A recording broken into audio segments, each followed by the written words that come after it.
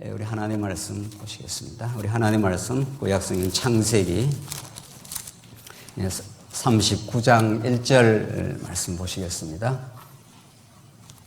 우리 하나님의 말씀 구약성경 창세기 39장 1절 말씀입니다. 찾으신 줄 알고 봉독 드리겠습니다. 요셉이 이끌려 애굽에 내려가매 바로의 신하 친위대장 애굽 사람 보디발이 그를 그리로 데려간 이스마엘 사람의 손에서 요셉을 사니라. 여호와께서 요셉과 함께 하심으로 그가 형통한 자가 되어 그의 주인 애굽 사람의 집에 있으니 그의 주인이 여호와께서 그와 함께 하심을 보며 또 여호와께서 그의 범사에 형통하게 하심을 보았더라. 우선 3절까지 봉독드렸습니다. 우리가 지금 살펴가는 창세기의 언약의 말씀은 우리가 지금 살펴가는 그 맥락은 하나님께서 이제 창세기 37장부터 새로운 단락인데 언약 자손들을 하나님께서 번창을 해 가신다. 어떤 상황 속에서 하나님께서 언약 자손, 하나님 나라 백성이 되는 언약 자손들을 번창해 가시느냐 하는 것이 이 말씀 통해서 오늘 요셉의 시험과 사제의 역사, 특별히 오늘 39장, 40장 말씀은 요셉이 애굽에서 말할 수 없는 순환의 과정을 통해서 하나님께서 언약을 이루어 가신다 하는 내용이 우리 39장, 40장에 펼쳐지고 있습니다. 성경은 다양한 사건, 다양한 인물, 여러 정황, 색다른 여러 정황 속에서 기록되고 편집되고 한 권으로 기록되어 있는데 성경은 알고 보면 얼마나 단순하고 심오한 하나의 진리, 하나의 이야기를 하고 있다는 것을 우리가 확인할 수가 있습니다.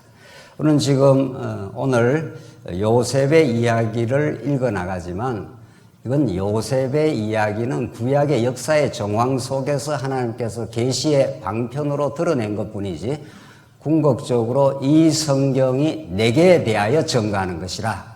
우리는 예수 그리스도 하나님의 아들에 관한 이야기를 이 본문에서 읽어내고 그 아들을 통해서 하나님께 드러내고자 하시는 하나님의 무한한 능력, 그의 역사 주도의 솜씨,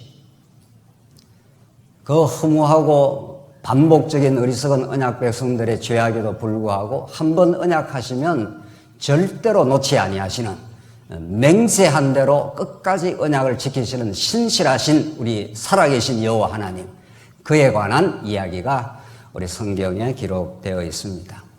우리는 특별히 재난의 고단한 시기를 지금 살아가고 있는데 오늘 본문의 말씀이 하늘로부터 주는 참 영원한 양식이 되어 우리가 잘 헤쳐나가고 세임을 얻기를 간절히 바라는 마음입니다. 우리는 지난 시간 37장, 38장을 기억하십니까? 37장부터 이제 이 요셉의 스토리가 전개가 되는데 우리는 이미 37장 그 서두에서 요셉의 이야기가 그냥 막 시작되는 것이 아니라는 걸 확인했습니다. 야곱이 그 땅에 거주를 하였는데 야곱의 족보는 이러하니라. 이렇게 시작을 합니다.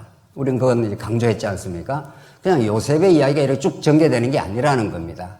만약에 요셉의 이야기가 그냥 맥없이 전개된다면 요셉이 마치 성공담을 우리에게 전개해 주는 것 같습니다. 세상에 고난을 많이 받아도 반드시 성공합니다.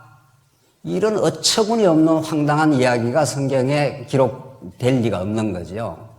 그런 이야기는 성경 아니라 세상에 많이 세속적 성공한 사람들의 그 이야기를 들어보면은 다 고난을 거치고 다 어려움을 겪고 다 성공했다 이 소리예요. 도대체 성경이 그런 스토리겠느냐는 거예요. 그게 아니라는 것을 우리는 37장 내용에서 야곱의 족보가 이러하니라. 요셉이 이렇게 해서 이렇게 시작이 됩니다. 거기서 이게 비상한 우리 관심이 필요한 거죠. 성경 아무렇게나 읽는다고 성경이 읽히는 게 아니라는 거죠. 왜 요셉의 스토리가 전개되면서 야곱의 족보는 이러하니라. 37장 2절이에요. 이러하니라 하면서 요셉이 17세의 소년으로서 이렇게 이제 이야기가 전개하는. 야곱의 언약 족보의 이야기에 요셉이 지금 등장한다. 이런 내용인 거죠. 이 야곱의 언약 족보를 전제하지 않고 요셉 이야기를 읽어버리면은 세속적인 성공담 이야기 듣는 거와 뭐가 다르겠냐는 거예요. 38장 내용은 이제 37장에 그렇게 요셉이 아버지로부터 사랑을 받았지만 형들로부터 미움을 받아서 쫓겨났다. 뭐 이런 이야기 아니겠어요? 그리고 38장, 우리 지난 시간 38장 내용이 그 유명한 유다와 다말 사건이었습니다. 그것도 유다와 다말 사건도 많이 통속적 무슨 이야기처럼 이해된 온 적도 많고 실제로 그렇게 전거되고 됐습니다. 무슨 지저분한 이야기가 전개됐다 뭐 이런 이야기죠. 성경은 그런 이야기를 지금 하고 있는 게 아닙니다. 무슨 삼류 막장 드라마도 아니고 말이죠. 성경은 그런 요즘의 도덕적 감정에 비추어서 성경 보라고 그렇게 기록한 것도 아닙니다. 유다의 심각한 범죄, 유다는 이제 가나안 여인을 취하고 하나님이 하지 말라고 한 가나안 여인을 취하고 그 아들들이 죽어나가면서 자기 방법으로 그 자손을 보존하려고 했던 그 허탄한 시도. 그래서 하나님께서 다말을 오히려 통해서 그 아들을 주지 아니하는 유다의 어리석은 그 방패를 뚫고 들어가는 요 다말의 이야기입니다. 그래서 다말이 오히려 유다에게 들어감으로 자손 언약이 이제 성취돼 가는 하나님이 그 다말을 예수님 족보에 집어넣어 버리는 거죠.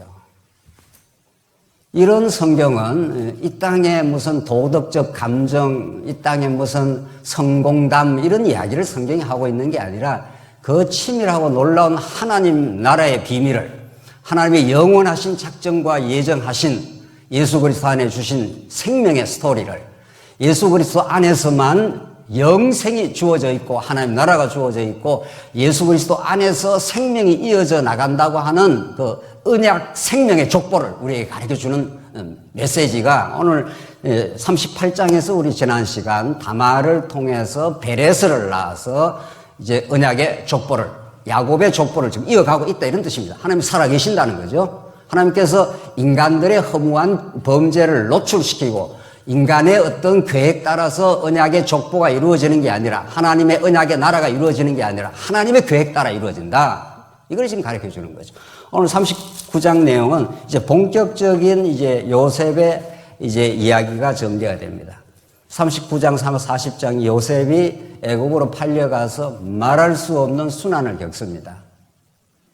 이 요셉의 순환과 회복의 이 극적인 드라마, 이것은 요셉의 무슨 어떤 인간 역사를 우리에게 배워서 뭐 요셉처럼 우리도 고난 중에서 잘 승리해라 이런 스토리가 아니라 요셉이 장자 아니었습니까? 원래 장자가 아니었는데 채색 옷을 입혀서 장자로 야곱이 인정을 해버렸습니다. 루벤이 범죄를 했기 때문에 기각을 시켜버렸고 레위가 그 아들도 그 범죄에서 다 기각을 시켜버리고 그냥 야곱이 일방적으로 요셉에게 채색 옷, 장자 옷을 입혀서 장자로 삼아버렸습니다. 그 장자가 가장 절망의 나락으로 떨어져가는 모습을 지금 보여주는 거죠. 그랬다가 하나님께서 반전의 스토리를 통해서 바로 왕과 버금가는 바로 왕과 동일한 그 권력과 힘을 소유한 자로 하나님께서 부각을 시킨다. 이게 누구의 이야기예요? 이게 도대체 누구 이야기를 지금 그림자적으로 하고 있느냐고요. 이 이야기에. 그렇잖아요. 예수 그리스도가 하늘의 장자, 맏아들 아니에요. 예수 그리스도를 통해서 여러분과 저가 생명의 씨를 받고 우리도 그 입양이 되어서 양자 된 거 아닙니까? 그래서 우리가 하나님의 아들들이 된 거죠. 예수님은 하나님의 맏아들, 하늘의 장자고 말이죠. 그 말씀을 지금 39장에서 지금 하고 있는 중이죠. 그렇게 우리는 이 요셉의 역사적 사건의 드라마를 보면서 영원한 우리의 언약의 성취자, 영원한 생명의 담당자, 그 예수를 읽어내고 하나님 여호와를 우리가 읽어낸다면 우리는 생명을 얻을 수가 있는 겁니다. 39장 요셉이 이끌려 애굽에 31장 애굽에 내려가며 바로의 신하 대장 애굽 사람 보디발이 그를 거리로 데려간 이스마엘 사람의 손에서 요셉을 사니라. 이런 일이 일어날 수가 없는 거죠. 요셉이 팔렸는데 바로가 통치하는 애굽 나라가 제국인데 어디에 그냥 노예로 끌려가서 그냥 지도새도 없이 죽을 수도 있는 거고 평생을 그냥 그 당시에 노예는 사람이 아니에요. 그게 물건입니다. 그 당시에 노예는. 그냥 이 물건 얼마야, 저 물건 얼마야, 우리가 이렇게 시장에 가서 흥전하듯이 그런 물건에 해당하는 거죠.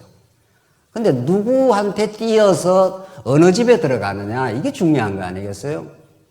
친위 대장 애굽 사람 보디발이 그를 딱 보고 그를 픽업을 한 겁니다.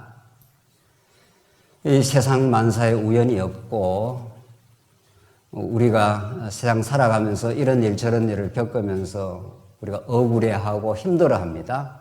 이런 어려운 일을 내가 왜 겪어야 되느냐?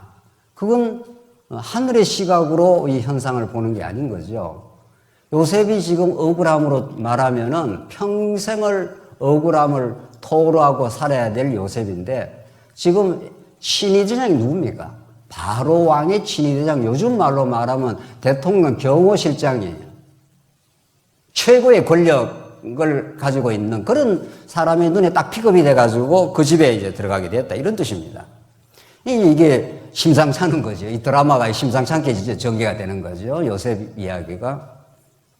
2절에 보면 여호와께서 요셉과 함께 하심으로 그가 형통한 자가 되어 이렇게 되어 있습니다. 여호와께서 요셉과 함께 하심으로 그가 형통한 자가 되어. 자, 도대체 형통이라는 게 뭐냐고요?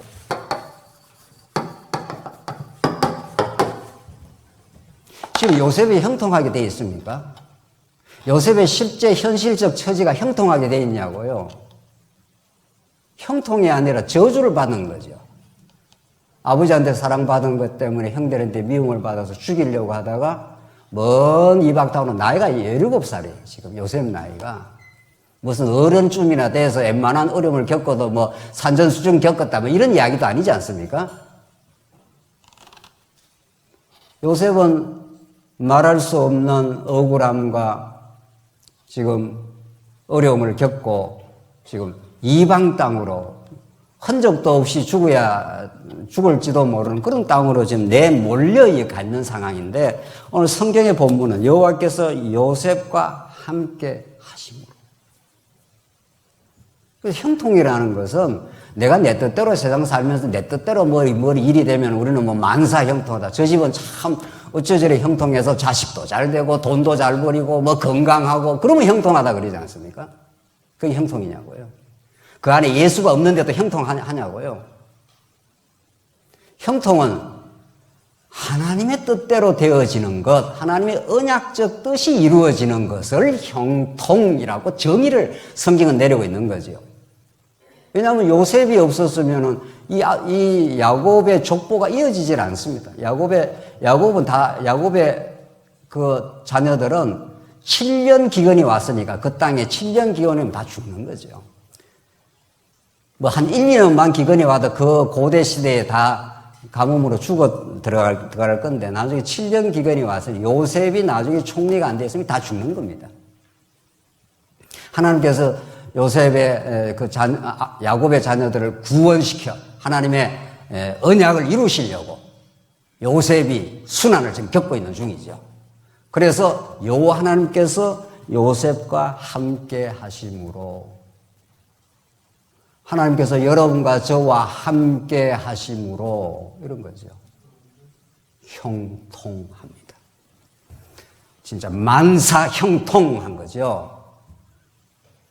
우리가 어떤 일이 닥쳐도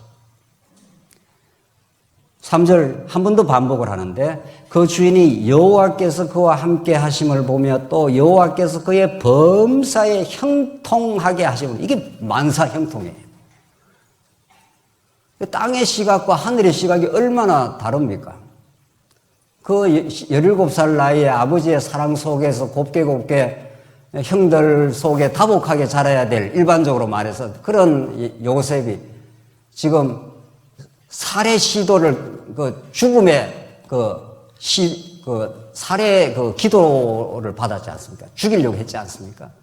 그렇게 해서 먼 이방 땅으로 쫓겨나가서 친위 대장이 누군지 요셉이 지금 알 게 뭡니까? 지금 요셉의 인생은 다 망가져 버렸는데 그대로 그냥 노예가 되어서 여리저리 끌려 지금 다니고 있는 중인 거죠. 근데 성경은 여호와께서 그의 범사에 형통하게 하심을 보았노라. 여러분과 제가 오늘 하늘의 진리, 계시의 말씀, 이 언약의 말씀을 듣고 산다는 건 땅의 시각, 내 뜻대로 무엇이 되어야 형통하다고 하는 옛사람의 가치관을 하나님께서 내려놓게 하시고, 하늘의 시각, 하늘의 가치관, 영원한 하나님의 생명이 예수 안에 이미 존재하며 예수님이 임마누엘 되셔서 우리와 함께 하심. 이게 형통이에요. 이게 만사 형통인 거예요. 알고 보면 만사가 형통이에요. 누가 함께 하면? 여호와 하나님이 함께 하신다면 그런 거죠. 여호와 하나님 우리가 떠나간 적도 없고, 우리가 늘 하나님을 떠나서 배반하고 원망하고 우리는 탐욕 부리고 했지, 하나님 우리를 떠나간 적이 없는 거죠. 그걸 성경은 늘 일깨워 주는 거죠. 성경은 뭘 우리에게 자꾸 뭘 가르쳐 준다기보다도 이미 우리 안에 계시는 복과 하나님의 나라와 하나님의 함께 하심을 소스라치게 깨닫게 해서, 하나님 함께 하셨는데 내가 자꾸 힘들어 하는구나, 이런 거죠. 내가 누구를 원망을 하고 있구나, 이런 거죠. 오늘 하나님 말씀은 그렇게 우리에게 전달이 되고 있습니다. 그 형통의 그 과정을 한번 보십시다. 4절, 요셉이 그의 주인에게 은혜를 입어 섬기며 그가 요셉을 가정 총무로 삼고 자기의 소유를 다 그 손에 위탁하니, 그가 요셉에게 자기의 집과 모든 소유물을 주관하게 한 때부터 여호와께서 요셉을 위하여 그 애굽 사람의 집에 복을 내리시며, 요셉이 역사의 주인이에요. 보디발이 역사의 주인이 아니고 바로 왕이 역사의 주인이 아니라는 거죠. 요셉을 위하여 그 사람의 집에 복을 내리심으로 여호와의 집이 그의 집과 밭에 있는 모든 소유에 미친지라. 하나님 역사의 경륜자, 이 계시 드라마의 하나님은 프로듀서인 거죠. 하나님이 이 역사의 모든 것을 각본을 정해놓고 역사를 전개해 가시는데, 그 역사의 주인으로, 그 핵심으로 누구를 딱 놓고 섭리하느냐고요. 애굽이라고는 그 강대한 제국, 그 현실적 그 권력을 가지고 있는 그들이 역사의 주인이에요. 그들은 역사의 엑스트라들이죠. 조연급 배우, 기껏해야 조연급 배운 거죠. 역사의 주인은 요셉이에요. 여호와께서 요셉을 위하여 그 애굽 사람의 집에 복을 내리시므로, 이렇게 돼 있어요. 여러분과 제가 가는 발걸음마다 복이에요. 사실 알고 보면. 우리가 진리를 깨닫고 진리 안에 살아가고 진리 대신 예수 그리스도를 날마다 의지하고 살아간다고 우리의 발걸음이 다 복이 된다고요. 우리가 만나는 사람도, 우리가 만나는 가정, 우리가 만나는 직장, 그가 모든 것이 복이에요. 모든 게. 왜? 그를 통해서 복음이 펼쳐져 나갈 수 있으니까. 이 죽음의 세상에 생명의 복음을 가지고 있는 그 언약 백성들을 통해서, 그 입을 통해서 복음이 전파되고 그 삶을 통해서 복음의 빛이 펼쳐져 나갈 거니까. 역사는 그렇게 전개되는 겁니다. 세상 사람들이 바라고 기대하는 그 떵떵거리는 권력, 그 힘, 그 재물, 그건 없어도 하나님의 형통이라는 것은 여호와 하나님 함께 하시고, 하나님이 역사의 초점으로 하나님의 언약 백성 요셉을 딱 두셨다는 거예요. 그 요셉은 장차 오실 메시아 사건이니까. 그렇죠? 그 메시아에 붙은 바 된 모든 성도가 사실은 복이에요. 이걸 아멘 해야 되는 건데요. 이건 정말 아멘이에요, 아멘. 이걸 아멘 안 하면 정말 뭐 언약 백성이 아닌 거죠. 야, 내가 지금 살아가는 게 얼마나 고달프고, 우리 장로님 기도하신 대로 우리 코로나로 지금 힘든 성도가 한두 분입니까? 우리 젊은 가게를 해서 잘 돼가지고 한 두세 개를 더 하려고 했답니다. 코로나가 터진 바람에 완전히 가게 고객들이 다 끊어져서 너무 괴로워서 막 괴롭게. 근데 교회를 그동안 한동안 안 나왔었거든요. 그러니까 어디 뭐 갈 데도 없고 사업도 뭐 안 되고. 그러니 그때라야 이제 교회와 생각하고 말씀이 당하고, 그래서 말씀을 들었다는 거 아니에요. 그러면 사업이 망하는 게 복입니까? 형통입니까? 저주입니까? 그 형통이에요, 그게. 그래서 지금 말씀을 잘 듣고 있어요. 주일날 돌아가면 유튜브에 올라온 말씀부터 먼저 듣고 산다는 거예요. 이전에는 말씀도 안 듣고 사업이 너무 잘 되니까. 사업이 이렇게 잘 될 수가 있나? 매장을 열었는데 또 잘 되니까 또 열고 하려고 부산까지도 매장을 열려고 지금 막 계획을 했다고. 코로나 터진 바람에 완전히 세상 말로 하면 쫄딱 망했다는 거죠. 근데 망한 게 아니에요. 그거야말로 예수께로 오게 하는, 진리 앞으로 오게 하는, 하나님의 살아계신과 그 능력 앞으로 오게 하는 하나님의 그 역사라는 거죠. 7절 보시면은 이제 우리가 잘 아는 이 보디발의 부인이 요셉을 유혹을 합니다.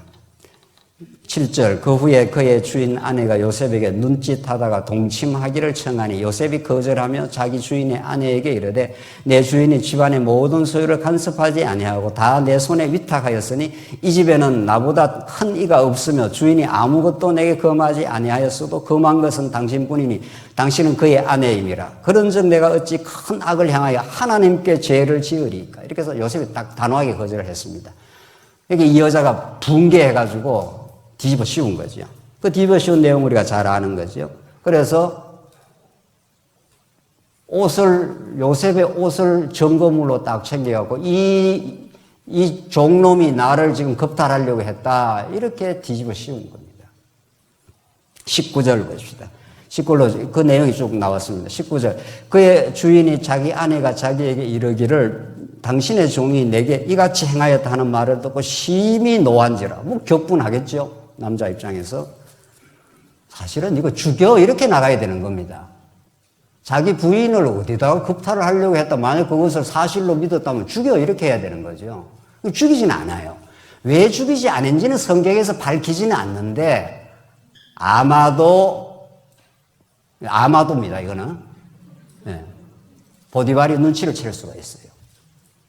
이렇게 성실한 이 가정총무 역할을 하는 자가 자기 부인을 겁탈해 그걸 그냥 밝히면 부인의 문제가 드러나기 때문에 그냥 침묵했을 수가 있는 거죠. 그래서 이거 죽여버려도 뭐 죄수는 뭐 죽이는 거는 그냥 뭐 재판할 것도 없이 그냥 없애버릴 수 있는 겁니다. 그런데 20절 보십시오. 이에 요셉의 주인이 그를 잡아 옥에 가두니 그냥 옥에만 가둔 거예요. 그 옥은 왕의 죄수를 가두는 곳이었더라. 이게 또 심상찮은 거죠. 이거 잡범이잖아요. 잡범. 정치범하고 잡범은 우리나라에도 이게 가두는 그 옥이 감옥이 다릅니다. 잡범은 잡범들이 있는데 집어넣어야 되는데 왕의 죄수를 가두는 곳에 집어넣는 겁니다. 이게 심상찮은 일이 자꾸 전개가 되는 겁니다. 뭔가.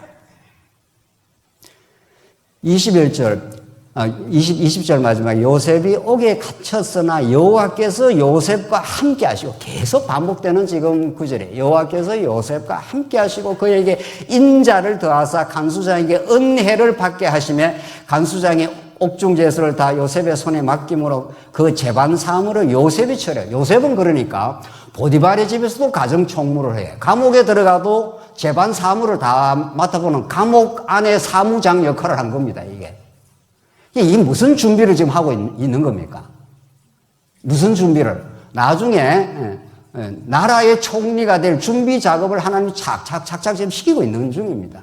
이게 이제 하나님께서 역사를 섭리하실 때 어떤 일꾼을 만들 때 하루아침에 덜렁 일꾼을 만드는 것도 아니죠. 역사라는 시간이 필요한 거죠. 여러분과 저에게 이 땅에서 겪는 모든 일들 다 의미 있고 가치 있는 일들입니다. 우리의 직장, 우리의 사업 현장, 우리의 인간관계 모두가 하나님의 교회를 섬기는 밑거름이 되는 거예요, 사실은.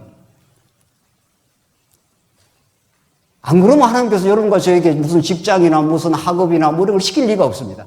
결국은 역사의 센터는 교회고, 이 세계의 센터가 이 교회고, 이 교회를 교회 되게 하기 위해서 모든 훈련을 시키고 하는 거예요. 지금 요셉이 그렇습니다. 그래서 우리가 뭐 억울해할 게 그래 없습니다. 내가 왜 이 직장에서 이 고생을, 이 말도 안 되는, 상사 밑에서 이렇게 까다로운 상사 밑에서 고생을 하나. 그런 고생을 많이 한 사람이라 교회에서 일꾼 될 자격도 있는 겁니다. 웬만한 교회를 겪어도 막 그럴 수도 있지. 이렇게 넘어가는 거죠. 다 이 사회생활이나 우리 직장생활이나 우리의 학교 공부나 뭐 모든 게 다 결국은 하나님의 나라인 교회를 섬기는 그 기가 막힌 하나님의 그 유의미한, 정말. 지금 요셉 사건이 그런 거죠. 23장 간수장은 그의 손에 맡긴 것을 무엇이든지 살펴보지 아니하였으니 이는 여호와께서 요셉과 함께 하심이라. 여호와께서 그를 범사에 뭐라고요? 형통하게 하셨느니라. 지금 옥중에 있는데 이걸 형통이라고 합니다. 정말. 옥중에 있는데 옥중에서 이 기가 막힌 억울함을 겪고 이제 죄까지 뒤집어 쓴 거 아니에요. 형들한테 팔려간 거는 고사하고 거기에다가 플러스 죄까지 뒤집어 쓰고 이걸 시편 105편 제가 읽겠습니다. 그냥 이 시편은 오늘 이 정황을 시편 기자를 통해서 어떻게 설명한 105편 시편 105편 16절인데 그가 또 그 땅에 기근이 들게 하사 그들이 의지하고 있는 양식을 다 끊으셨도다. 그가 한 사람을 앞서 보내셨으며 요셉이 종으로 팔렸도다. 그의 발은 착고를 차고 그의 몸은 쇠사슬에 매였으니 요셉의 정황입니다. 감옥 속에.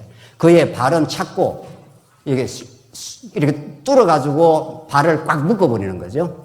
그리고 그의 몸은 쇠사슬에 매였으니 몸은 쇠사슬에 매였습니다. 이 왕의 제수들이 도망 못 치게 말이죠. 그런데 19절 곧 여호와의 말씀이 응할 때까지라 그의 말씀이 그를 단련하였도다. 시편 기자의 해석입니다. 오늘 지금 요셉이 감옥에서 이 억울한 애매한 일을 겪고 그걸 하나님은 그 애매한 순환 그 고난을 여호와께서 범사에 함께 하심으로 형통하였다고. 그게 뭐가 형통이냐고요.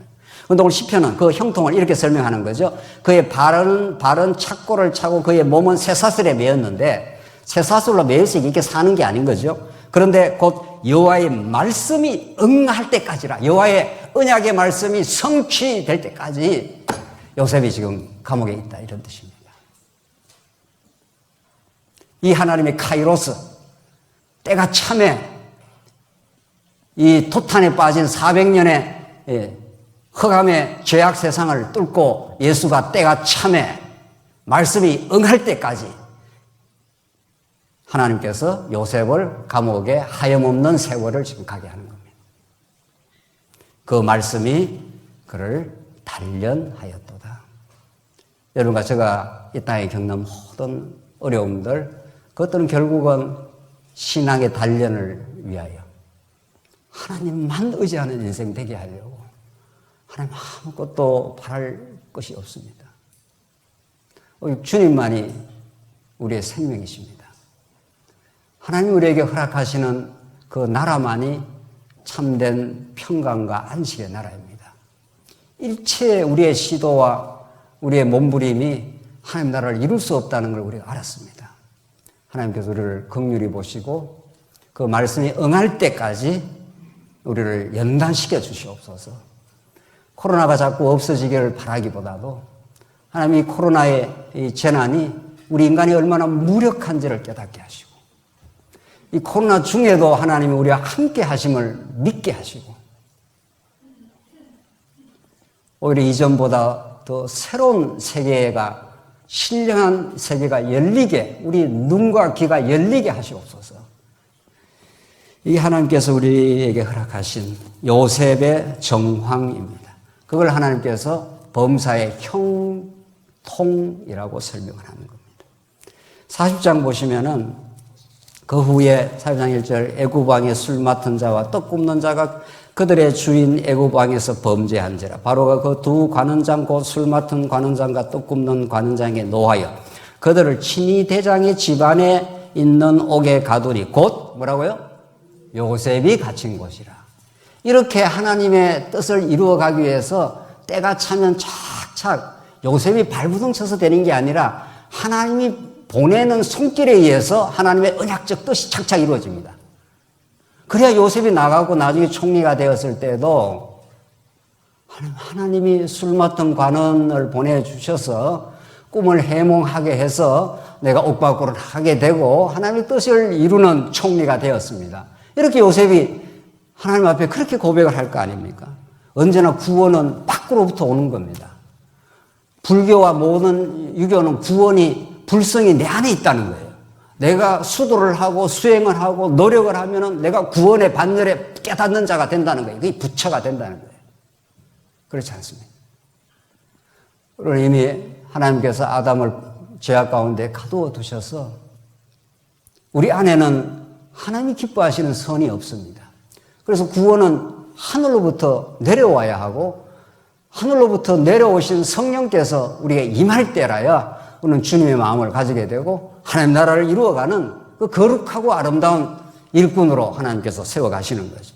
그래서 술 맡은 간원이 들어오게 되고 꿈을 꾸게 됩니다. 이 꿈을 꾸니까 이 무슨 꿈인지 알 길이 없는 거죠. 8절 그들이 그에게 이르되 우리가 꿈을 꾸었으나 이를 해석할 자가 없도다. 요셉이 그들에게 이르되 해석은 하나님께 있지 아니하나이까 청하건대 내게 이르소서. 자, 구약에는 아직 계시가 완성되기 전에, 성경 계시가 완성되기 전에 계시의 방편으로 환상도 사용하시고 꿈도 사용하시고 여러 가지 표적적인 기사를 많이 사용하셨죠. 지금은 그렇지 않습니다. 우리가 잘 아는 대로. 꿈이라는 것은 내가 꾸려고 해서 꾸어지는 게 아니죠. 내가 어떤 꿈을 꾸어야 되겠다 이렇게 꿈을 꾸는 분이 계십니까? 없죠. 그런 건. 꿈은 그 무의식의 세계가 작동을 하면서 꿈이 꾸어지는 겁니다. 구약식으로 말하면 하나님의 뜻을 전달하기 위해서 지금 술 맡은 관원에게 꿈을 꾸게 한 거죠. 이 전적인 하나님의 주권이죠. 그리고 꿈을 꿀 뿐만 아니라 그걸 해석하는 능력도 누구에게 있는 겁니까? 꿈을 꾸게 하신 분이 하나님이시니까 꿈을 해석하게 하는 분도 하나님이시죠.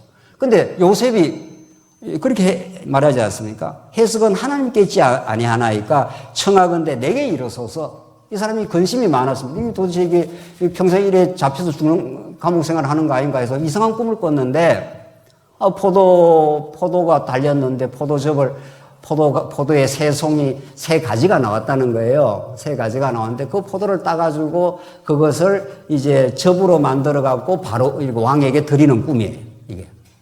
그게 뭔 꿈인지 모르는 거죠. 근데 요셉은 그 꿈의 해석이 하나님께 달려 있습니다. 라고 내게 말하소서. 요셉은 하나님과 동등 반열에 있는 것처럼 지금 설명을 하고 있는 거죠. 그렇죠? 하나님께만 해석이 있는데 요셉이 자기한테 이야기하면 내가 가르쳐 주겠다는 거 아니에요. 이게 바로 뭘 의미하는 겁니까? 요셉은 그냥 우리가 말하는 일반 역사적 인물이긴 하지만 신학적으로 역사적 인물 차원에 머무르지 않아요. 하나님께 해석이 달려 있습니다. 하나님만 해석을 할 수 있으면 하니까 그 꿈을 내게 가르쳐 달라 했지 않습니까? 그럼 자기가 하나님이냐 말이죠. 그렇습니다. 하나님과 동등 반열에 올라가는 존재죠. 그래서 요셉은 구약적 선지자 중에 한 사람이 되는 겁니다. 선지자는 하늘의 뜻을 이 땅에 가르쳐 주는 존재죠. 이스라엘 백성들이 남유다가 범죄하고 이스라엘이 붕괴하고 남쪽 유다가 끊임없는 파국으로 갈 때 하나님께서 이사야, 예레미야, 에스겔, 다니엘 막 보내지 않습니까? 너희들이 왜 망한 줄 알아? 너희는 과거에 이러이러한 범죄 때문이야. 그러나 70년 잡혀가. 그러나 반드시 다시 돌아와. 이게 누구의 뜻입니까? 하늘의 뜻이. 하늘의 뜻을 선지자를 통해서 가르쳐 주듯이 다니엘서를 보면은 느부갓네살이 꿈을 꿨습니다. 꿈이 무슨 꿈인지 몰라요. 아무리 그 시대의 무당 박수들 점술가들 다 불러갖고 이 꿈이 뭐냐 그러니까 모르는 거죠. 다니엘이 딱 가서 그 꿈을 내가 해석하는 거죠. 이 다니엘이 선지자예요. 여러분과 저는 선지자가 아니지 않아요. 이 선지자의 말씀이 이렇게 다 기록이 되어 있고 이 말씀을 증거하면 하늘의 뜻이 풀려나가는 거죠. 지금. 그래서 요셉은 그냥 인물이 아니에요. 요셉은 장차 오실 메시아를 예표하는 메시아라는 것은 그가 선지자요, 왕이요, 제사장이니까. 그러니까 지금 우리가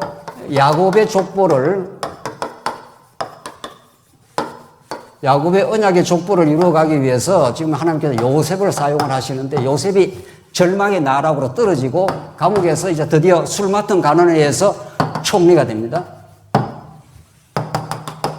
이 감옥에서 이 절망의 나락에서 빠져나올 때 술 맡은 간원장이 이 꿈이 무슨 말인지 모르겠다. 떡 맡은 자도 꿈을 꿨어요. 떡 맡은 자도 이 꿈이 뭐지? 다 해석을 해주지 않습니까? 그것은 하늘의 뜻을 요셉이 지금 알고 있는 거죠. 그래서 야곱의 언약 족보는 하늘의 장자인 요셉이 낮아졌다가 높아짐. 그렇죠? 이게 요셉이 희생 제물이 되어 가듯이 우리의 죄악을 걸머지고 죄인이 되어서 한없이 십자가에 죽으심. 그리고 3일 만에 부활하여 하나님의 대권을 가지고 하나님 나라를 성취하심. 이게 예수 그리스도의 왕적 권한인 거죠. 아무도 우리는 왕이 될 수 있는 자격이 없죠. 예수 그리스도가 죽으시고 부활하여 하나님 나라의 왕권을 가지고 이 땅에 하나님 나라를 실현하시는 분이죠. 그는 참 선지자요, 그는 왕이시요, 그는 우리를 위해서 우리의 죄악의 허무한 죄악을 다 걸머지시고 우리 대신, 요셉은 잘못한 게 하나도 없습니다. 예수가 왜 십자가로 끌려가야 되나요? 예수가 왜 그렇게 침배점을 당하고 옷을 벗김을 당하고 조롱을 당하고 네가 메시아면 내려와봐. 네 자신도 구분 못하는 게 뭔 메시아예요? 예수는 왜 이렇게 조롱을 당해야 됩니까? 그 예수는 여러분과 제 언약 백성들의 모든 죄를 걸머지시고 그 죄를 한 번에 완전히 청산해 버리시려고 그 수모를 다 당하시고 십자가로 그래서 십자가는 우리에게 무한한 영광이에요. 가장 저주스러운 비참한 죽음의 십자가가 우리에게는 생명으로 보이는 거죠. 그래서 사망과 생명이 하나예요, 사실은. 선악과와 생명과가 하나라고요. 왜 하나님께서 창세기 1장 28절에서 세 가지 언약, 하나님 나라를 내가 세워주겠다. 하나님 세워주면 되잖아요. 그런데 왜 선악과와 생명나무를 만들어 놨나고요? 선악과는 죽음을 상징하고 먹으면 반드시 죽으리라. 생명은 먹으면 영원히 살게 돼. 그래서 이 땅에 이렇게 빛과 어두움이 늘 교차를 하는 겁니다. 이 땅에 순환과 회복이 늘 교차를 하는 겁니다.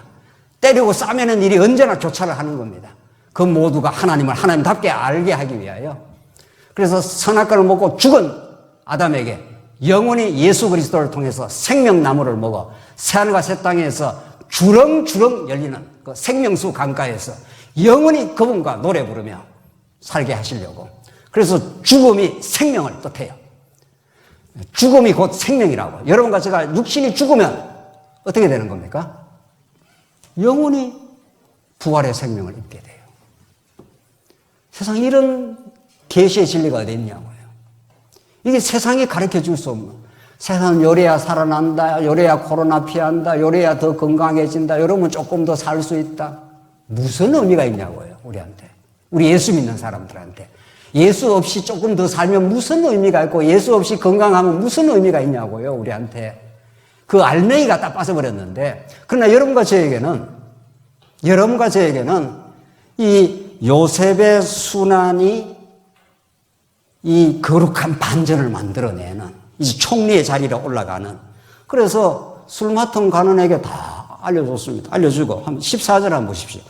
당신이 잘 되시거든 나를 생각하고 내게 은혜를 베풀어서 내 사정을 바로에게 아뢰어 이 집에서 나를 건져줘서. 이 지금 요셉이 술 맡은 관원장한테 해석을 다 알려줬습니다. 당신이 3일만 있으면 나가서 복직합니다. 이제 이렇게 알려줬어요. 그러면서 요셉이 너무도 지금 절실한 겁니다. 이 사람이 절실하면은 진짜 하늘이 진동한다는 말이 있죠. 네. 우리 자식이 너무 아프면 부모가 절실해지는 거죠. 내게 은혜를 베풀어서 내 사정을 바로에게 아뢰어 이 집에서 나를 건져 주소서. 지금 요셉은 너무 절박한 겁니다. 나는 히브리 땅에서 끌려온 자여 여기서도 옥에 갇힐 일은 하지 아니하였나이다. 나는 결백합니다. 이런 거죠. 이 탄원을 술 맡은 관원장이 듣습니까? 안 듣습니까? 이렇게 싸가지 없는 인간이 있나요?